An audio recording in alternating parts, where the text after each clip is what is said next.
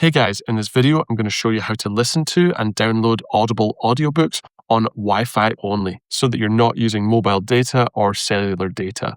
And if this video has been helpful, I'd appreciate a like and subscribe to this channel. So let's get into it. Basically, I'm on the Audible app for iPhone, but it's the exact same for the Audible app for Android. And you wanted to go down to the bottom right, the profile section. And then from there, go up to the gear icon in the top right.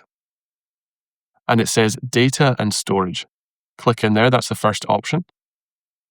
And then basically scroll down a little bit and you'll come to streaming settings. And it says stream and download on Wi-Fi only, must be off to stream with mobile data.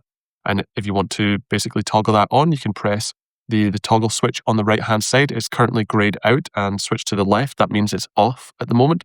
But if you press that, that means that it's toggled on when it turns green, and the toggle switch is on the right-hand side. So guys, hopefully this video has been helpful. If it has, I'd appreciate a like and subscribe. And if you do have any questions or comments, feel free to leave them down below. Thanks very much.